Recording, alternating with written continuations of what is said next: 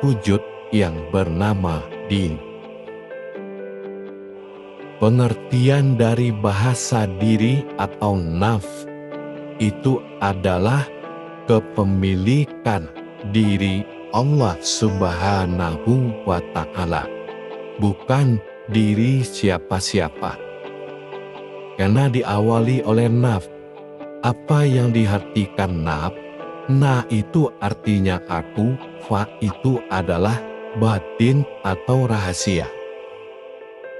Nafs berarti kan diri, jadi diriku yang rahasia. Nah sekarang, kalau kita ingin mendekati atau mengembalikan jiwa bertuhan kepada Allah, dituntun oleh agama. Tapi kalau mengembalikan hak Allah kepada Allah, maka kita harus menyempurnakan kembali pinjaman itu. Kita sempurnakan kembali titipan Allah, yaitu 10 kodratnya pada diri kita. Tadi kita kembalikan. Makanya dikatakan itu nafs. Nafs itu diri. Kalau Allah dikala sendiri dengan dirinya, diriku katanya, itu disebut nafsahu. Man arofa nafsahu. Berarti itu dirinya Allah. Nah kalau dia berdiri sendiri, itu namanya nafsihi. Berdiri sendiri. Artinya diri yang tidak tersentuh oleh zahir, tidak tersentuh oleh batin, tidak tersentuh oleh nur, tidak tersentuh oleh kodrat-kodrat lain. Nafsihi. Nah kalau diri ini sudah menjadi kodrat hidup, tidak tersentuh oleh, kalau dia berdiri sendiri, itu namanya nafsihi. Berdiri sendiri, artinya diri yang tidak tersentuh oleh zahir, tidak tersentuh oleh batin, tidak tersentuh oleh nur, tidak tersentuh oleh kodrat-kodrat lain. Nafsihi. Nah kalau diri ini sudah menjadi kodrat hidup yang akan mati, namanya nafsin. Ulu nafsin zaikatul maut. Itu juga kodrat diri. Nah kalau umpamanya diri yang batil tidak boleh dibawa sholat, itu namanya nafis.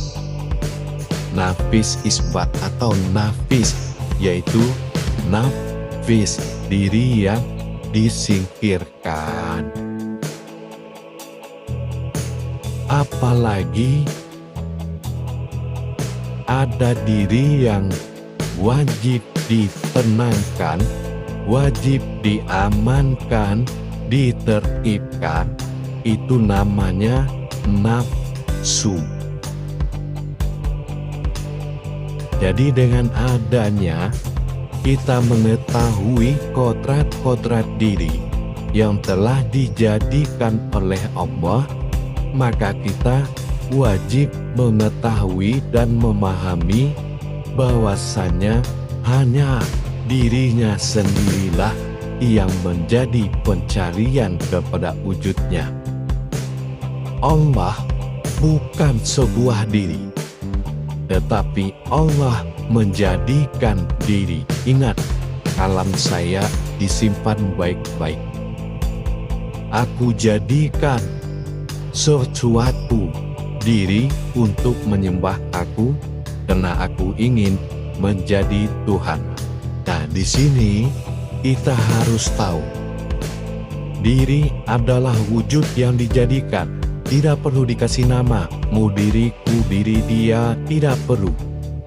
Tapi ada kodrat bernama diri. Ini yang diri yang hak. Makanya dikatakan dalam syahadatullah, Al-Malikul Haqqul Mubin. diri itu yang harus dinyatakan. Apalagi ada diri yang menjadi kodrat, itu namanya nafas. Itu nafas adalah diri yang bersifat kodrat. Dan ada juga diri yang bersifat batin, disebut nufus. Dan ada juga diri yang terlihat, yaitu disebut amfas. Dan ada juga diri yang beribadah seperti itu disebut nafas. Itu diri-diri batinnya Allah. Nafas, tanapas, amfas, nufus. Jadi semuanya itu diri. Kalau umpamanya kita dengan anak kita, itu samanya satu kodrat, tapi dua derajat. Yang satu bapak atau ibu, yang satu anak. Nah, kita dengan Allah, yang satu diri, yang satu wujud. Diri dizahirkan untuk menyembah, wujud untuk disembah. Inilah diri. Jadi kalau kita merasa sebuah kodrat diri dari Allah, kalau dirinya yang mencari dia, mana ada kesusahan? Tidak ada kesulitan. Tapi kalau kita mendekati Allah dengan kemampuan kemanusiaan, kemakhlukan, keumatan, ya disitulah di makhluk, di kemanusiaan, di keumatan ada akal, ada nafsu, ada sifat ragu-ragu, ada sifat yakin. Tapi kalau kodrat dirinya yang mencari, nafsnya yang mencari, Allah akan membuka pintunya. Allah akan membuka pintunya. Begitu jamaah. Jadi kita laksana sebuah kodrat bernama diri. Ini yang naf. Man arofa nafsahu. Barang siapa yang mengenal diriku, nafsahu.